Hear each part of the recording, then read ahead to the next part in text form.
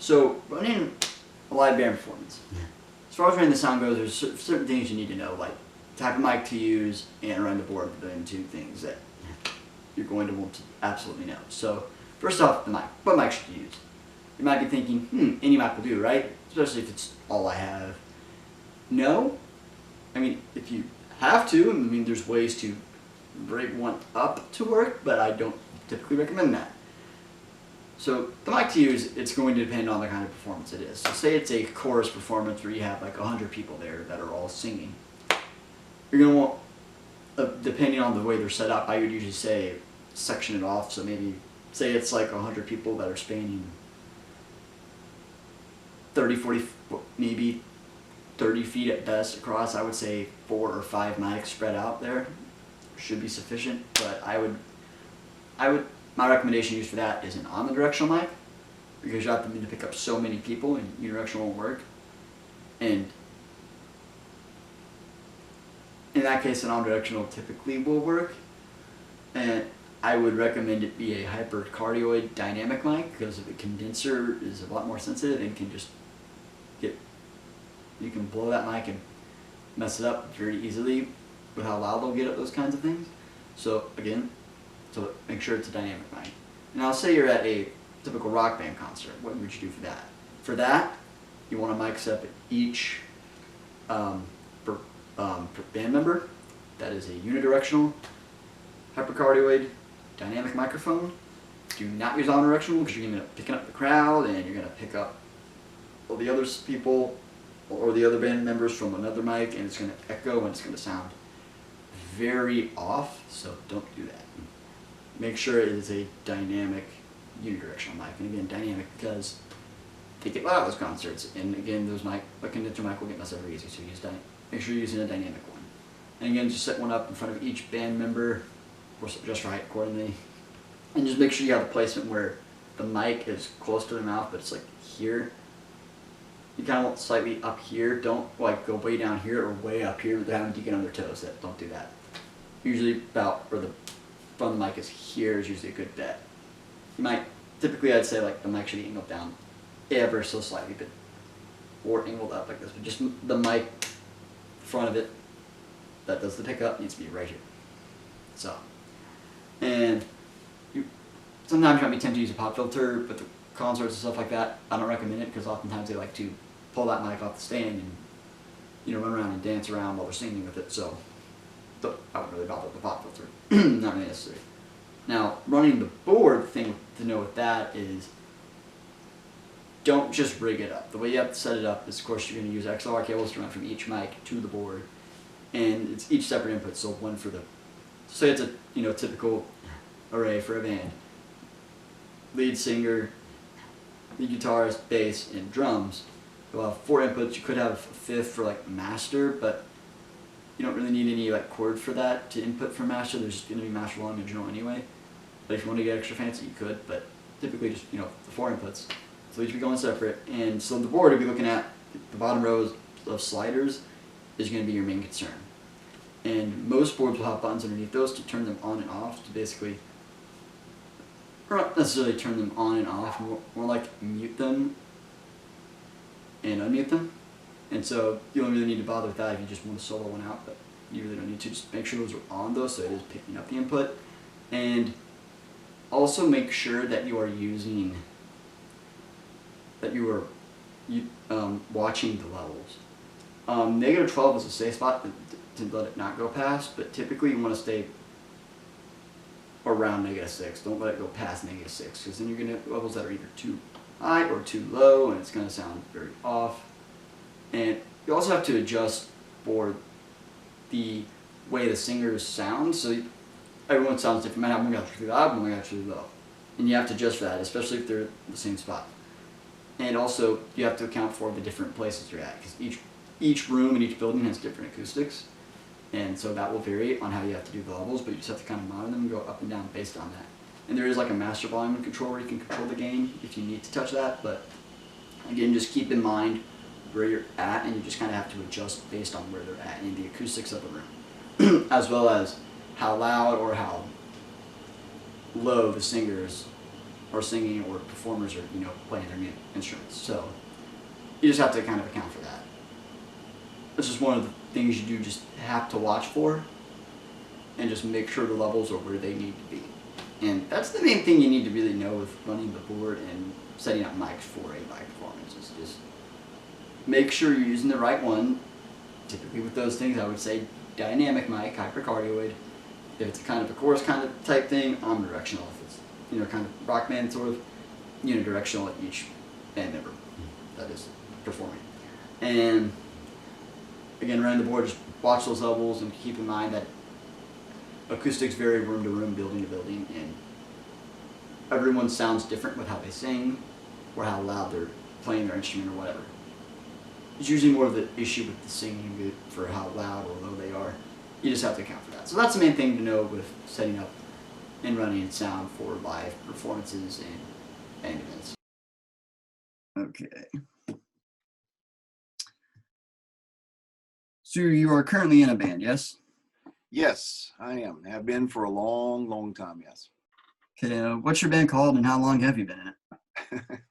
The band is called the Skinks. It is a classic rock band. I've been a part of it for about 20 years now. And of course, had played semi-professionally for about 20 years before that. So I've been in and out of bands for about the last 40 or so years. Okay, and who usually sets up and runs the sound for you? Well, it just depends. If we've got a small gig that doesn't require someone out front to run the sound, then most of the time the mixer will be near me, and I'll kind of monitor it for our guys. We have monitor speakers set up for each one of the band members on the stage. But for bigger events where you have a larger system and we're not able to hear the main speakers that well, we have to have somebody out front to operate it to make sure that the sound's decent, because when you're behind the main speakers, you can't really hear anything.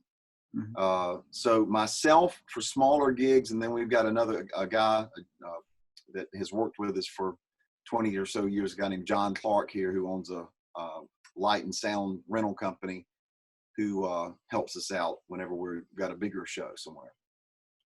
Okay. What kind of board and mics do you usually use for that? Well, it depends. I mean, we've got a 48 channel Mackie digital board that we use for pretty much everything. Well, no, that's not true. We for the bigger shows, we use the big Mackie board. We've got a 24 channel Behringer digital board that we use for smaller stuff. And the microphones all vary. It depends on what's being mic'd. For vocals, we have mainly Shure SM58s, which are really good dynamic mics that are designed for vocals for the most part. And then for the instruments, like for the guitars, we use SM57s, which have a little bit more of a mid-rangey type sound and be able to pick up the mid-range frequencies a little bit better. Bass guitar goes through a direct box that converts it from the signal from a mic into something that can go straight into the board. And then we have a separate Audix kit that we use for all of the drums. We have a couple of aerial mics to pick up the cymbals, and then we have tom-toms and bass drum mics for the drums. So again, it just depends on what area you're talking about, but all of those run into one board and then are mixed down together. And do you usually run into any common problems like with running and setting up the audio, like maybe a certain spot where speakers cancel each other out, or maybe some singers' levels that are way higher than everyone else's, so you have to modulate? Well, yeah, the biggest issue is you have to compensate for the acoustics of each room, and that gets very tricky, because if you're in a room that has a lot of different angles in it where the sound waves are bouncing back to you in strange ways, you can fight feedback really, really badly, and trying to get it equalized so that it sounds good. I mean, if you're in a room, for example, that doesn't have a lot of cloth in it, there's not much to soak the sound up. So you're talking bare walls that the sound can bounce off of and kind of continuously echo in there, and getting the EQ and everything right so that it sounds good can get pretty daunting. And most of the time, there's always one or two frequencies within that EQ band. We've got a nice 32 band EQ that we use that's external of the audio mixer. You can pinpoint those frequencies using the EQ and kind of flatten those particular frequencies that are causing problems out. And but that's from room to room. So the biggest issue is just, again, compensating for the acoustics of each individual room, which can get very tricky. Okay. And as that you set up a lot of the sound stuff, can you run me through like how you would typically set up a sound for a live event or band performance and just the way you would run it? Yeah, I mean that's a good question. The first thing that you want to do is place your amplifiers in relationship to where the musicians are going to be on the stage. Because, for example, I'm a guitar player and I want to be able to hear what I'm playing through my amp so that I can monitor what I'm doing. I want to be able to hear the other musicians, but what I'm playing for me is more important than anything, because I mean that's what my hands are creating. So you have to place the amplifiers for the bass player, the guitar player, keyboard player, and so forth accordingly on the stage so that they can hear themselves, and they can also adjust their levels and EQ on their particular instruments as needed. Once you get that done, then of course the first thing you want to do is start placing vocal mics in the positions around in front of those amps or to the sides of them even, so that the individual musicians have their own mic that's isolated, and they're spread far enough apart that you're not getting any sort of mic cancellation from each other. And then you start running all the cabling, the mic cables to the board, from not only the vocals but from the instruments themselves, and doing the same thing from the drums. And normally the way we do it is when a couple of the musicians have their stuff set up, then they're working on the PA, and they're stacking up the PA system and the different components of the speakers there, and positioning the monitors for each one of the musicians that will be singing. And once we get all those positioned and get all that lined up, of course, everything's connected up. And then you just go microphone to microphone and you check your levels for the vocals, you EQ it. You do the same thing for each musician, then you do the same thing for the instruments. And then you have to figure out how much of my guitar needs to be heard by the other guitar player. And then you run my guitar through the monitor that's over near where he's standing, and how much bass needs to come through the monitor where I am, how much keyboard needs to go through the drums monitors. And it's just a lot of tweaking. And once you get it individually set, then everybody will test drive it and do a sound check as a band. And then it's totally different when you're doing them individually than when you do them as a collective group. And then you go back and say, okay, I've got too much guitar. I've got too much of his guitar in my monitor. I need to drop that down a little bit. Or I need more of the keyboard in my monitor. And then you adjust it. And then when you feel reasonably good to go, then you're ready to go. But what's weird is you're normally doing that in an empty room, because at that point, whatever event that you're performing for isn't going on. Once you bring bodies into the room, then the acoustics of the place changes, because now you've got people there soaking sound waves up. So what sounded perfectly good in an empty room, whenever it's full of people, will have to be adjusted then too. So it's an ongoing process. Okay, and have there ever been any like kind of, I guess, goof moments where something in relation to that went wrong during the live performance where you really couldn't do anything to fix it? Oh my gosh.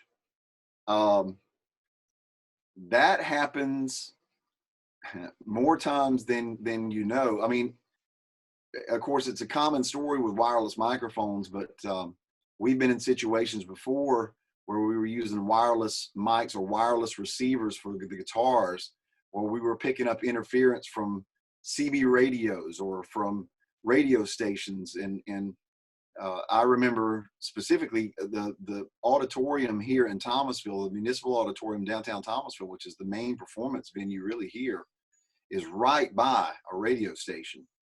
And when you've got a lot of chords for your guitars, especially the guitar chords are normally unbalanced, so they are susceptible to picking up outside interference, you could literally stop playing your guitar and you could listen to the Atlanta Braves game coming through your amplifier that was being broadcast from the radio station that's right there by the auditorium. And that's very weird. I mean, you can be in the middle of a song and you stop, and now all of a sudden you're hearing, bottom of the sixth, 2 outs, 2 men on base, and that's not really what you want to have happening in the middle of a song.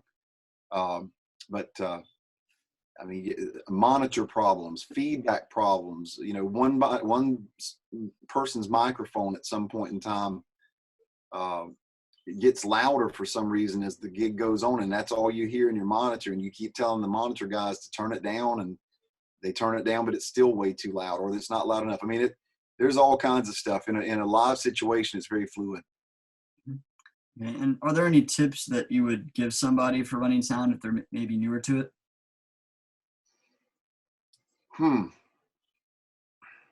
The biggest thing that I would say, if you're going to be a person that's going to be in charge of running live sound, you got to have an ear for all different kinds of performances.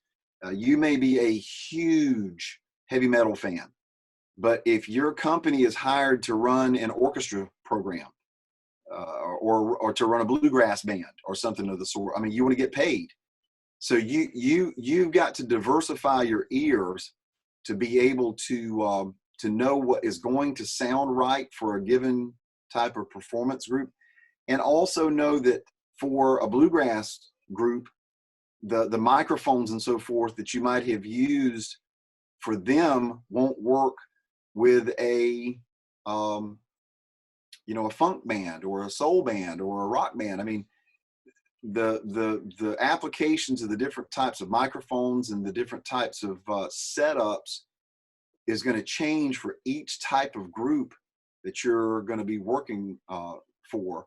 And also to understand that your job is to support that group and to make them sound as good as possible. A lot of folks, you run into problems sometimes with the sound guys having as much or more ego than the band, and that's not the way it's supposed to work. The band is what people are there to hear, and you got to have enough experience and enough professionalism to you to know what's going to make them work the best and what's going to make them sound the best, and then take it and run with it. And again, let them be the star of the show. The best sound person is one that's not noticed. All right. Well, thank you for taking the time to sit down and do this. You're welcome. I hope that's what you needed.